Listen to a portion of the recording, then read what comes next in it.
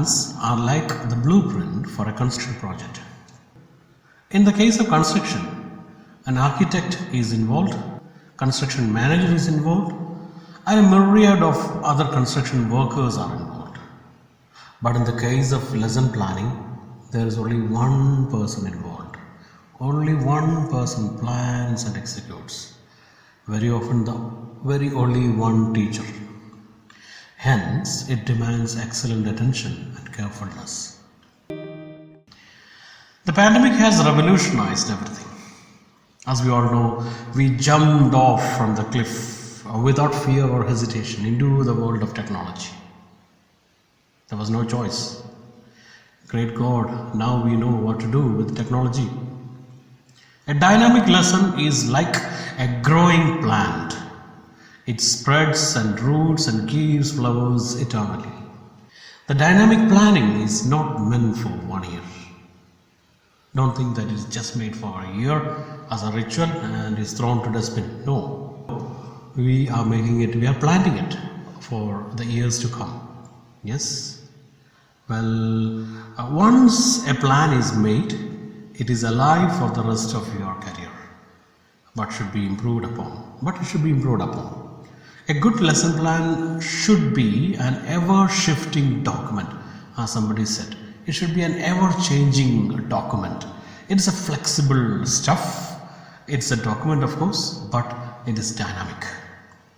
But actually speaking, there is no scope for such betterment with respect to the written lesson plans that we have been making all these years.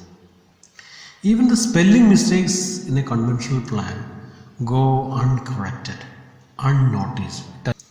We can keep our dynamic plans in a digital portfolio, okay, and that we can access and review at any time. You can access and review it anytime. We should review it. Yes, what went wrong in that plan? Okay, now it's time for me to correct that. Yes, instead of making them do this exercise, I can think of making them do another way. Okay, so suddenly I can change that plan. We can again use this dynamic plan from anywhere, anytime, with the help of online teaching sites and aids. Yes. We just need to carry a small PDF in our mobile device or in a pen drive, and great teaching and learning can happen in a big way. Let me delineate how to do that. Okay. Even if all these things aren't made, digitalizing the plan will reduce the monotony of this ritualistic writing, and instead of writing, that time you can spend for making something creative. When you know that you have become instrumental and a driving force behind a creative world, that will give you joy. The teacher becomes joyful, and teacher wants to do more. Only a joyful person can create something new. Okay, so let us spread the joy of making a good lesson plan. Doing something new, it's always an inspiring thing. When you are trying to do something new, you are spirited. Okay, and then the exploration to reach that destination. Yes, and the innovations, the innumerable innovations, innumerable doors of innovation open in that exploration. New discoveries. Okay, these things are going to engage you very productively, engage you and your dear students together, engage you together in a world of bliss and creativity. Thank you very much. On the face of it is a drama where you find two important characters only. One is an old person, Mr. Lamb, and the other character is just a small boy. His name is Derry. But both are suffering from some deformities, some disabilities. Okay, the boy has some problem with his face due to acid accident. His face is injured, so he is not able to show his face to others. He is living in hiding. Anyway, this is the plan that is made for teaching that lesson on the face of it. This is the format prescribed by our school for our lesson plan. So yes, in all main ingredients of a lesson plan are there. Okay, I don't have to read all this. Okay, class, division, subject, name of the lesson. Yes, the date in which that lesson is, the date on which the lesson will be delivered, etc. Second lesson plan, if it's a continuation of a previous plan, definitely we need to recollect the previous learning. And the second item here is curiosity question. This is a very important section, curiosity question. The way you introduce a chapter decides the climate of the class. Okay. For example, if you are able to introduce a chapter in a very effective way, creating interest, creating attention, definitely that lesson is going to be a great success. So it doesn't matter you just spend some extra time for introducing the lesson. Maybe you have to introduce a debate, you have to create a discussion, a curiosity question. So what is written here, I have written this detail here. The teacher plays an interesting motivational video and asks some relevant questions connected with disabilities. Okay, since this lesson is all about disability, this video also is connected with that. So let us play that video. Let us see what the content of the video is. Okay, so the selection of such video should be done. It should be done with great care. It should be something very connected with. It should be closely connected with the text first of all. Otherwise, there is no point. Okay, so let us play this video once and see what happens in the video. The video itself asks some questions. Okay, so curiosity questions are there. What do you think of? What do you think of when you see this?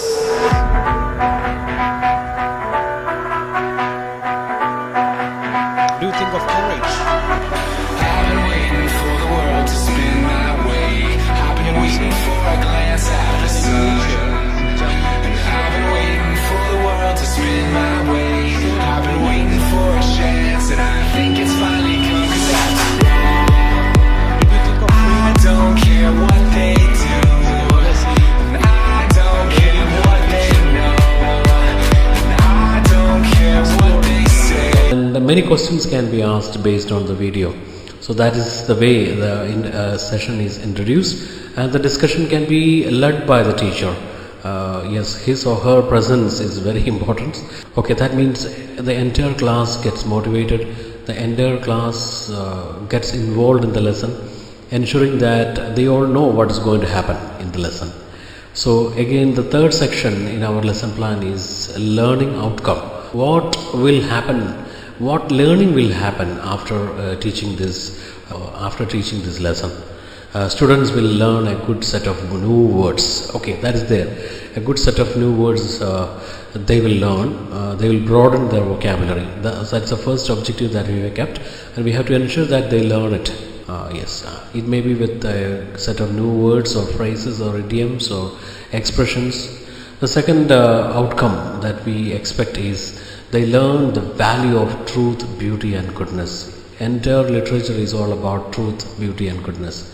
And the third we have set, the goal is they start realizing the need for inclusiveness and developing sympathetic understanding towards disabled sections in our society. The fourth outcome that we kept here is, the fourth goal that is kept here is they learn how to overcome the problems of anxiety and psychological confusions that may be troubling them. Next section of our lesson plan is asking for a short summary, and then the procedure, teaching procedure, how we are going to teach that. Okay, the teacher plays some relevant video. Okay, so we can just watch that also. So that's again saved in Google Drive, and when you click on that, yes, the link will work, the link will get activated and the video will come. Let us see the video, just the first part of the video only.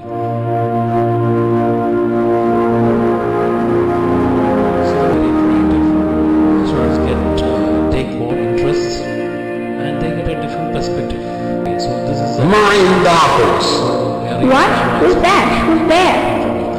Lamb is my name. Mind apples. Okay, I'm just pausing it. The video continues for 8 minutes actually. It can be paused at very different stages, and explanations can be rendered by the teacher. So the teacher doesn't have to stay out of the video.